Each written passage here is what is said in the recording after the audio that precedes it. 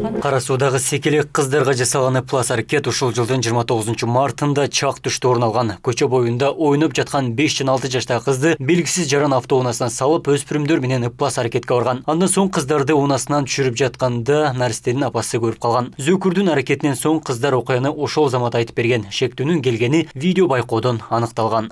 Күндүзү обедке жакын саат 11-де болгон бул окуя. Ошол бир кара жип келип ушул жерде. Анан эки кичинекей кызды, мында даже мектепке бара элек кыздарды машинасынан чыгарып алган экен. Ошондо түшүрүп аткан жеринде анын кыздын апасы келип көрүп калыптыр.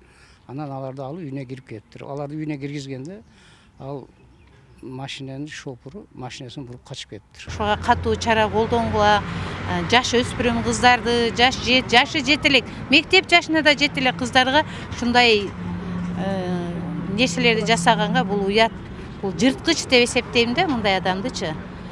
Педофилдин бул аракетине жаш кыздардын ата-энелери 3 апрель күнү ички иштер бөлүмүнө арыз менен кайрылган. Милиция бул окуяга шектүү катары 44 жаштагы ШБ аттуу жаранды кармаган. Тергөөнүн алгачкы жүрүшүндө шектүүнүн сексуалдык мүнөздөгү аракети аныкталып, жашы жетелек өспүрүмдөрдү алдап ыплас аракетке баруу беренеси менен кылмыш ишин козгогон. Ал эми жаш кыздарга экспертиза дайындалган. Учурда бул окуя дыккат иликтөөгө алынып, тергөө малдары уланып жатыптыр.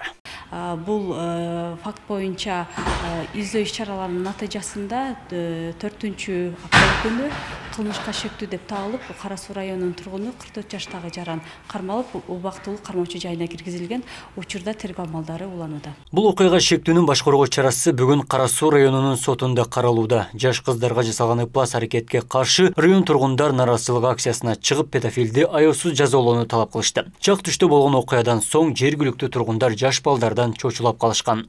5 жашар көдөк кыздарды ушундай бир жаман ыплас нерселерге алып барганга азыр коомчулуктагы биздин ошол шаардын өзүнүн кошуналардагы баардыгы ушу мындай кыжаат болуп атат. Ата катары бизде дагы кыз тарбиялайбыз. Ар бир ушул жерде турган баардыгы кыз тарбиялайт, уул тарбиялайт.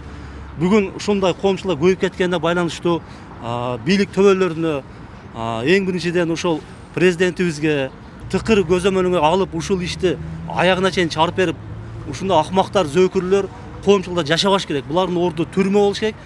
Эми орозо күнүндө мындай иш кылган адамды билбейм, кандай. Ошого биздин талабыбыз ушул оор жаза буга ушу чечим кабыл алынсын да. Уста бала, акчасы бар бала деп да айтышып атат да. Ошого биздин азыр мындай коркуп турган жерибиз бул акча менен үй камагына чыгып кетпеш керек да. Бундай адамдар коомдо жүрбөш керек. Бүгүн бирөөнө кылдыбы, эгер жазасы жеңил болсо, эртең башка бирөөнүн кызына кылат да.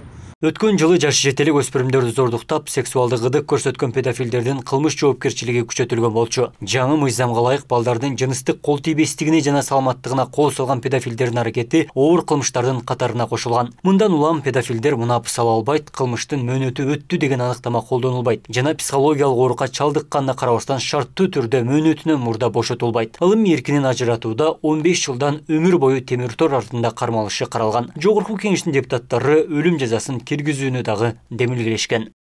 Абдумалик Базарбаев, Исхак Туратбеков, Ош ТВ.